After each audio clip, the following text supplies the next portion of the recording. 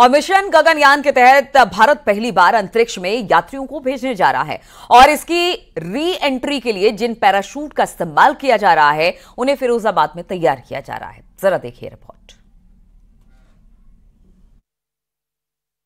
भारतीय space agency ISRO mission Gaganyaan की तैयारियों में जुटा हुआ है। गगनयान देश का पहला मानव अंतरिक्ष उड़ान मिशन है, जिसके तहत 4 अंतरिक्ष यात्रियों को अंतरिक्ष में ले जाया जाएगा। उन्हें 400 किलोमीटर की पृथ्वी की कक्षा में ले जाया जाएगा, फिर वापस धरती पर लाया जाएगा। मिशन के लिए फिरोजाबाद के हजरतपुर में खास पैराशूट तैयार किए जा रहे हैं। ये पैराशूट आयुध उपस्कर निर्माणित तैयार कर रहा है। इन पैराशूट के जरिए अंतरिक्ष यात्रियों की धरती पर सॉफ्ट लैंडिंग करवाई जाएगी। ये पैराशूट एकदम सुरक्षित माने जाते हैं। इनसे पृथ्वी पर लैंडिंग करने में न केवल मदद मिलेगी बल्कि कोई जनहानि भी नहीं होगी। वहीं फिरोजाबाद में इन पैराशूट को तैयार कर जल्द ही इसरो को सौंप दिया जाएगा। नायलॉन टेक्नोलॉजी से इन पैराशूट को तैयार किया जा रहा है। अभी तक भारत में इस तरह के पैराशूट का किसी भी मिशन में इस्तेमाल नहीं किया गया है। गगनयान के जरिए अंतरिक्ष यात्री अंतरिक्ष में जाएंगे और उनकी री एंट्री के लिए इन पैराशूट को तैयार किया जा रहा है। पृथ्वी के एटमॉस्फेयर में आने के बाद अंतरिक्ष यात्रियों की लैंडिंग फिरोजाबाद में बनने वाले इन पैराशूट के जरिए ही की जाएगी। इस गवर्नमेंट का सबसे एम्बिशियस प्रोजेक्ट गगनयान के पैराशूट हम बना रहे हैं। गगनयान मिशन में हम एस्ट्रोनॉट्स को स्पेस में ले जाएंगे। प्रथम बार भारतीय एस्ट्रोनॉट्स स्पेस में जाएंगे। उनकी री एंट्री जब अर्थ के एटमॉस्फेयर में होगी वो आयुध निर्माणी हजरतपुर के पैराशूट्स के थ्रू होगी।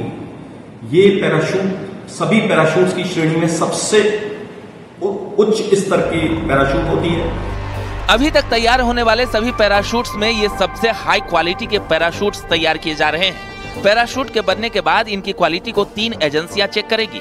यहाँ 14 पैराशूट सेट बनाए जा रहे हैं। हर सेट में 8 पैराशूट होते हैं और ये सभी फिरोजाबाद में ही बनाए जा रहे हैं। ये सभी पैराशूट अगले 3 महीने में बनाकर इसरो को दे दिए जाएंगे। इन पैराशूट्स को स्पेस री एंट्री पैराशूट के नाम से जाना जाता है। अंतरिक्ष से जो कैप्सूल नीचे आता है वो हाई स्पीड से आता है, जिसके घर्षण के कारण उसमें हीट जनरेट होती है। इसके लिए इन पैराशूट्स में हीट रेजिस्टेंट नायलॉन 66 फैब्रिक का इस्तेमाल किया गया है। इसके अलावा इन पैराशूट्स में स्पेशल टेप्स भी प्रयोग किए गए हैं, जिनके कारण अंतरिक्ष यात्रियों को पूरी तरह सुरक्षित धरती पर उतारना संभव हो पाएगा। इस पैराशूट में क्योंकि कैप्सूल जो स्पेस से नीचे आएगा वो बहुत हाई स्पीड से आता है और अर्थ के एटमॉस्फेयर में घर्षण से इसमें बहुत हीट जनरेट होती है, तो हीट रेजिस्टेंस नायलॉन 66 फैब्रिक इसमें यूज हुआ है। उसके साथ ही इसमें स्पेशल टेप्स यूज हुए हैं, जिसके कारण हम जो है इस पैराशूट के थ्रू सुरक्षित अपने हिंदुस्तानी एस्ट्रोनॉट्स को धरती पर उतार पाने में सक्षम हो पाएंगे। अभी तक ये टेक्नोलॉजी केवल अमेरिका, रूस और चीन के पास थी, लेकिन अब भारत भी उनकी बराबरी कर सकेगा और जल्द ही इन पैराशूट्स को इसरो को सौंप दिया जाएगा। न्यूज़ 18 के लिए देवेंद्र सिंह चौहान।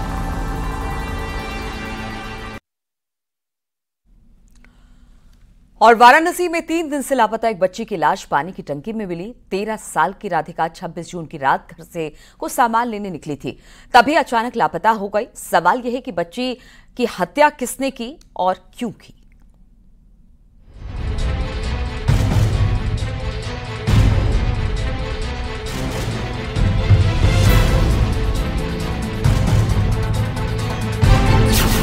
तेरह साल की बच्ची मौत बनी मिस्ट्री।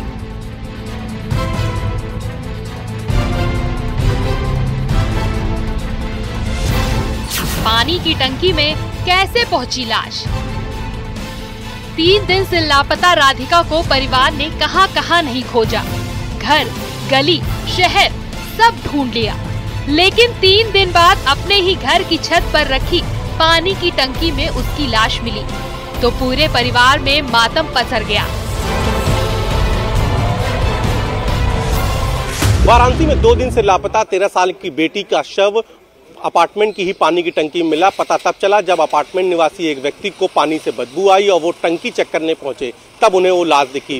सूचना पर मौके पर पुलिस की टीम पहुंची और फॉरेंसिक ने इस पूरे मामले में तरह के सैंपल जुटाए हैं। माना जा रहा है कि लड़की की हत्या की गई है, उसके बाद लाश फेंकी गई। घटना वाराणसी के काशीराज अपार्टमेंट की है, जहां डेंटर और उनका परिवार रहता है। 26 जून की शाम 13 साल की राधिका घर से सामान लाने के लिए निकली थी, लेकिन घंटों बीत गए वो वापस नहीं आई। जब इंतजार करते करते हिम्मत जवाब दे गई तो परिवार ने पुलिस से मदद मांगी, लेकिन 3 दिनों तक पुलिस भी कोई सुराग नहीं तलाश पाई।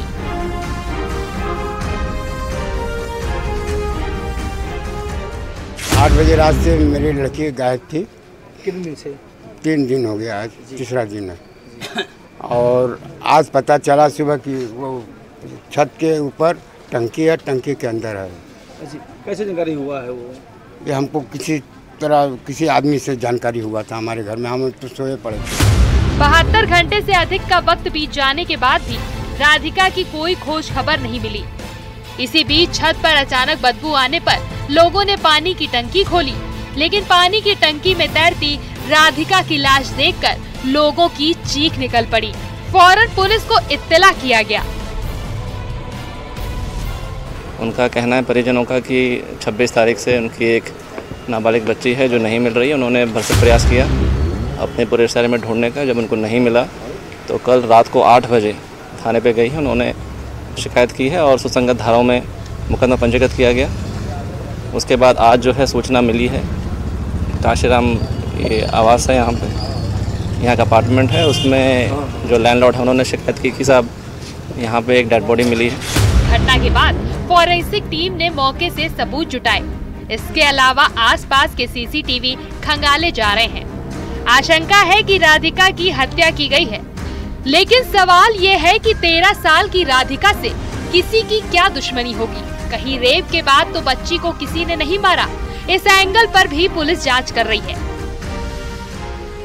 यहाँ पे एक डेड बॉडी मिली है, मौके पे फील्ड नोट आई गई है और आसपास कैमरे दिखवाया गया है। बॉडी को पोस्टमार्टम के लिए भिजवा दिया गया है और इसमें 9 टीमें बनाई गई हैं, आसपास के कैमरे दिखवा रहे हैं।